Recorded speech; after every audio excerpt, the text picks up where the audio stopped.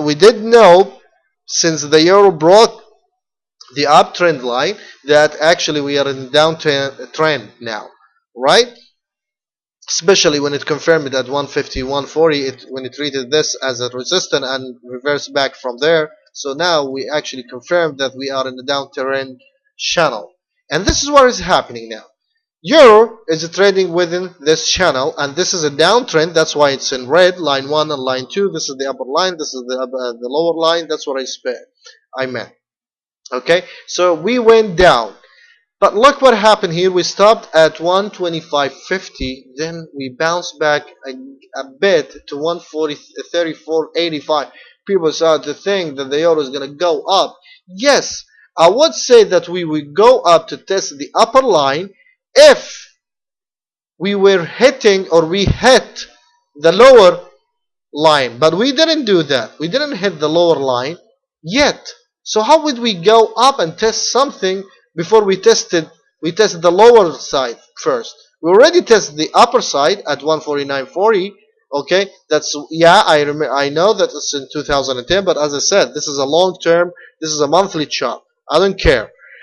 So I drawn also the Fibonacci. The Fibonacci tells me that we stopped here at 134.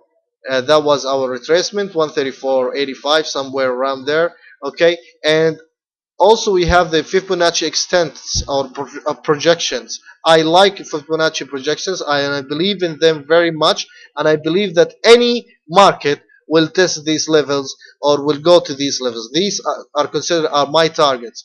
But I have something here, very conservative. If my underlying asset, my currency, whatever, okay, that I'm trading, tested, retraced to the 38.2%, I know that it's gonna at least visit the 138.2 projection Fibonacci.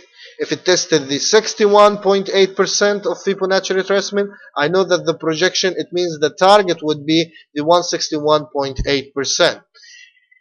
Anyway, the projections, the Fibonacci projection shows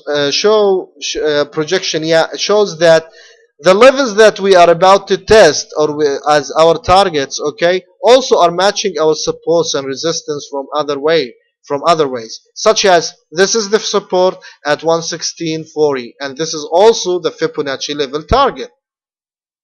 And this one is the 161, which is the 1.1085 or 1.11. It's also a support line because this is the support point of the lower L2, which is the lower long-term downtrend channel line, alright? And also it's crossing the longer term uptrend, which is started from here at 82 in 2000. This is our actually major uptrend. So we could stop here. So it's crossing. Fibonacci projection is confirming that. So there is no doubt that the euro is going to visit this area very, very soon. That's from our monthly chart, and I predicted, I don't know, that if we go down, we're gonna visit first these. First of all, we have to break this level, which is 119.50, somewhere around that. And I don't think it's far away from here. We could see the 150, 119.50, 119.60 very soon, in a couple of weeks or so, and then we're gonna test the 116.38. I don't expect that we're gonna go immediately down to 110. It's gonna take a bit time, and I will show you in the weekly chart. Then we're gonna go down. But what I'm sure of, or what I feel, or what this chart tells me that we're gonna visit the 111, 110 very soon, and that I expect it to be in November or December, because the crossing line here shows that we are in the 28th of November. So mid of November to mid of December, somewhere around there, we're gonna see the euro at this level. And Greece problem is not gonna be solved. Your problem is not gonna be solved. They are actually away. They are actually drawn in debts. But market is just trying to use any good news just to bring it up. And I think then after that, everybody will forget about Europe, and they will know it's a fact that Europe is a mess. but then they will turn their eyes into the dollar. What happened to the United States? Actually, they are in more shit. They are in more mess. They have more debts than Europe, actually. What are they going to do? Then the market will start to reverse and buy the euro, okay, and sell and short dollar as it used to do. Then we might see some reversal and we test the levels that already we broken as a supports before, such as 116.40, 119, 120, 125, then till we reach 134 or somewhere around that, and I don't know. And as long as we are within this downtrend channel, euro is gonna still be in a downtrend.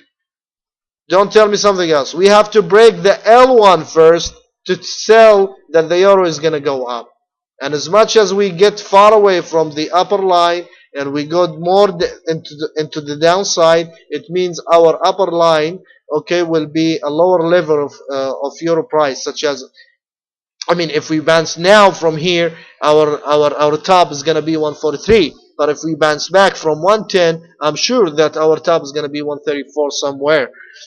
Okay, and if we go more down to downside, okay, and we want to bounce, we're gonna bounce to a lower level than we expected. This is for the monthly chart. Now let's go to the weekly.